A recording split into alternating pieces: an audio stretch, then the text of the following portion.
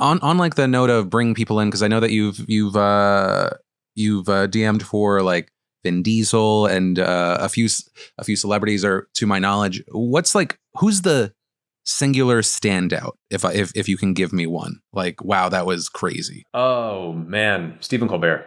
Yeah, bar none. I've been such a fan of his for so long, like since the Strangers with Candy era on Comedy Central. Mm-hmm. Like I've just been such a fan of him as a comedian, and as the years go on, just as a person.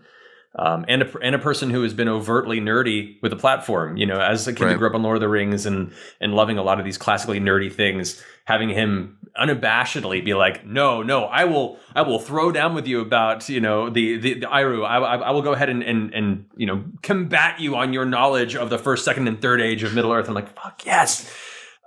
So for years I joked when people would ask at panels, like, if you could run a game for anybody, who would it be? And I'm like, Stephen Colbert, bar none. He's my top rung.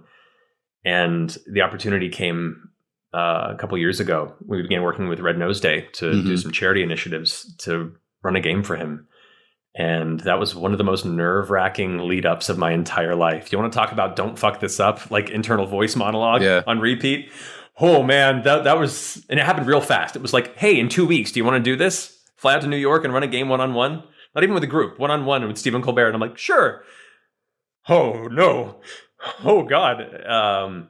But he was so cordial and so genuine and excited to be there. And you can see he was like, cool, I'm going to show up and play D&D. I haven't played since college, whatever. This will be a fun thing. And then within a few moments of getting into it and describing the world around him in the beginning of the narrative and kind of drawing him into the story, watching him go from like Stephen Colbert to this like excited teenager will be one of the greatest moments of my life. It was so wonderful. He came in and engaged with me wholeheartedly. He was invested. He was reacting with excitement at reveals and successes and getting intensely frustrated and worried with failure. And we only had an hour because he's a busy man. But in that hour, like, they say don't meet your heroes, but every now and then one really comes through and completely surpasses your expectations. And I'm so glad to hear that. Because I would mainly be whenever with a Colbert, I'd be worried like, oh, please actually be who I think you are. And then two, please, I don't want to say anything that's going to make me feel like he thinks I'm stupid. Totally. Same.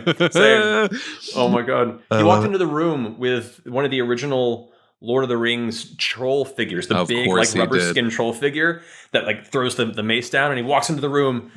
Who wants to save the world? And I was like, all right, we're in. Let's do this. That's great.